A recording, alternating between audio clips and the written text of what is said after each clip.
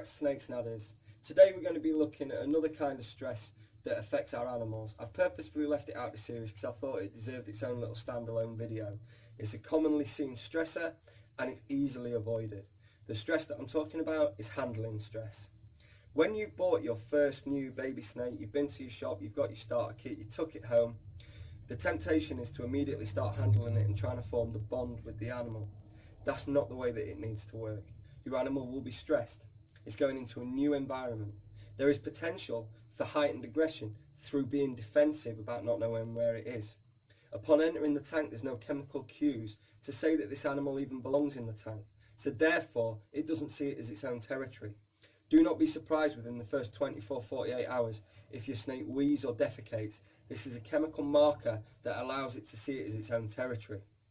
Within the first 24-48 hours, the snake will be incredibly active. It will look round, it will investigate every single inch of that tank. Upon doing so, it learns where the warm end is, the cold end is and the water source is. Usually after that, they will go to ground and hide away, and that's perfectly normal. And what we're going to do is we're going to allow them 5 to 7 days to settle in and get used to their new tank. The next job is to feed it. We've got 20-25 years for your animal to get to know you, become your pet, establish a relationship with it.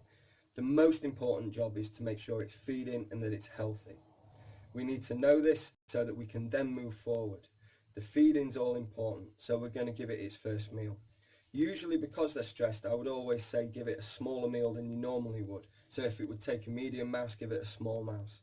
Just we don't want to overstretch the stomach, especially in a state of stress.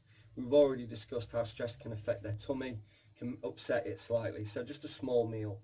We always wait 48 hours after that meal so that they've digested or semi-digested that meal and the bump that was present has gone down. They've got quite sensitive tummies, and if you handle them too roughly, there's a chance that they'll regurgitate their meal. So it's important that we avoid this. Once the animal's fed, then we're going to wait our 48 hours. Then we can start handling.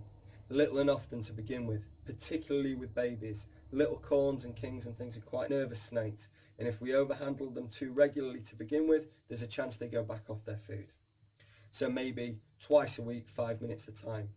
Once we hit a year, 18 months of age, there is a bond that has formed and a level of trust with the snake where it feels non-threatened by you getting it out to handle it. The animals that most best cope with handling stress are the ones that we sell as beginners, because they have the capacity to be able to accept that you're not going to hurt them, and their defensive nature is diminished, and therefore they become tame and handleable animals that don't mind being handled for short periods. Not all snakes do calm down, and therefore they then go into the intermediates or advanced levels, or there is a size issue where they become a handful, not necessarily because they're not tame, but because they're 8 foot long and weigh 25 pounds, you know, and therefore that's why we put them into the intermediate. Bear in mind that your snake is a lot smaller than you. It's going to be petrified when it goes into its new tank, particularly with babies, and we need to start that bond off slowly. Do not try rushing it. If it's handled too regularly, even an established animal, if it's out all the time, you can knock it off its food. You could have the perfect environment with the thermostats, temperatures, gradients, the works, and it's you fussing your snake permanently that causes the problems, okay?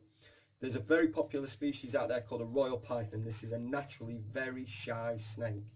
Now, you can handle those maybe a couple of times a week, but I guarantee you if that snake is out 5 days a week after it's fed for half an hour at a time, it's highly unlikely that long term you will keep it feeding regularly. The shyness must not be confused with tameness. So the royals, I would always say, handle less regularly than things like your colubrids, which are your kings, corns, milks, pines, bulls, gophers, house snakes. Just go through our introducing series. You'll see all the species groups we've listed, and these animals have got a higher tolerance for handling than some others. I hope the video has been useful.